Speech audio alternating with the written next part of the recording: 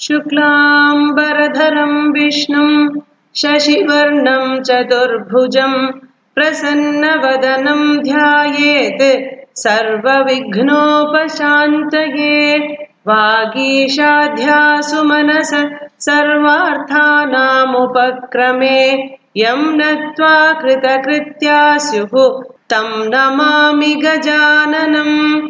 दोर्भिर्युक्ता चतुर्भिः स्फटिकमणिमयीम् अक्षमालां दधाना हस्तेनैकेन पद्मं सितमपि च शुकं पुस्तकं चापरेण भासा कुन्देन्दुशङ्खस्फटिकमणिनिभा भासमाना समाना सा मे वाग्देवतेयं निवसतु वदने सर्वदा सुप्रसन्ना। कूजन्तं राम रामेति मधुरं मधुराक्षरम् आरुह्य कविताशाखां वन्दे वाल्मीकिकोकिलम्। वाल्मीकिर्मुनिसिंहस्य कवितावनचारिणः शृण्वन् रामकथानादं को न याति परां गतिम्। यः पिबन् सततं रामचरितामृतसागरम् अतृप्तस्तं मुनिं वन्दे प्राचेतसमकल्मषम्। गोष्पदीकृतवाराशिं मशकीकृतराक्षसं रामायणमहामालारत्नं वन्दे नीलात्मजम्।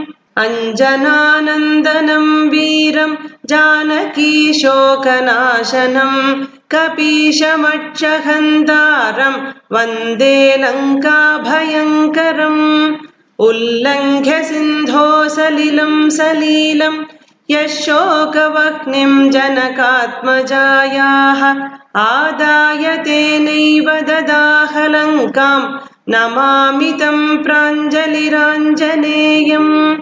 आञ्जनेयमतिपाटलाननं काञ्चनाद्रिकमनीयविग्रहं पारिजाततरुमूलवासिनं भावयामि पवमाननन्दनम्।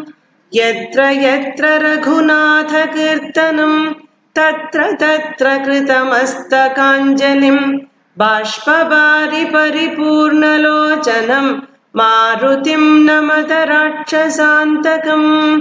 मनोजवं मारुततुल्यवेगं जितेन्द्रियं बुद्धिमतां वरिष्ठं वातात्मजं वानरयूथमुख्यं श्रीरामदूतं शिरसा नमामि। यः कर्णाञ्जलिसम्पुटैरहरहः सम्यक् पिबत्यादरात् वाल्मीकिर्वदनारविन्दगलितं रामायणाख्यं मधु। जन्मव्याधिजराविपत्तिमरणैः अत्यन्तसोपद्रवं संसारं सविहाय गच्छति पुमान् विष्णोपदं शाश्वतम्। तदुपगतसमाससन्धियोगं सममधुरोपनतार्थवाक्यबद्धं रघुवरचरितं मुनिप्रणीतं दशशिरसश्च वधं निशामयध्वम्। वाल्मीकिगिरिसम्भूता रामसागरगामिनी पुनातु भुवनं पुण्या रामायणमहानदी। श्लोकसारसमाकीर्णं सर्गकल्लोलसङ्कुलं काण्डग्राहमहामीनं वन्दे रामायणार्णवम्। वेदवेद्ये परे पुंसि जाते दशरथात्मजे वेदप्राचेतसादासीत् साक्षात् रामायणात्मना। वैदेही सहितं सुरद्रुमतले हैमे महामण्डपे मध्ये पुष्पकमासने मणिमये वीरासने सुस्थितम्। अग्रे वाचयति प्रभञ्जनसुते तत्त्वं मुनिभ्यः परं व्याख्यान्तं भरतादिभिः परिवृतं रामं भजे श्यामळम् वामे भूमिसुता पुरश्च हनुमान् पश्चात् सुमित्रासुतः शत्रुघ्नो भरतश्च पार्श्वदलयोः वाय्वादिकोणेषु च सुग्रीवश्च विभीषणश्च युवराट् तारासुतो जाम्बवान् मध्ये नीलसरोजकोमलरुचिं रामं भजे श्यामळम् नमोऽस्तु रामाय सलक्ष्मणाय देव्यै च तस्यै जनकात्मजायै नमोऽस्तु रुद्रेन्द्रयमानिलेभ्यो नमोऽस्तु चन्द्रार्कमरुद्गणेभ्यः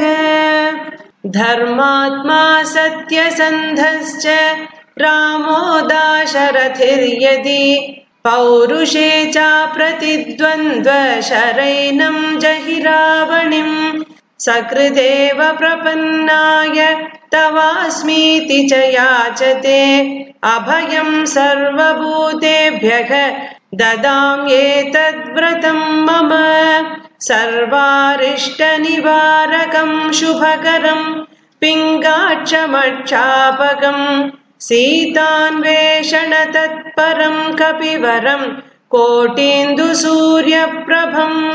लङ्काद्वीपभयङ्करं सकलदं सुग्रीवसम्मानितं देवेन्द्रादिसमस्तदेवविनुतं काकुत्स्थदूतं भजे। श्रीहरये नमः। श्रीहरये नमः। श्रीहरये नमः। जानकीकान्तस्मरणं जय जय राम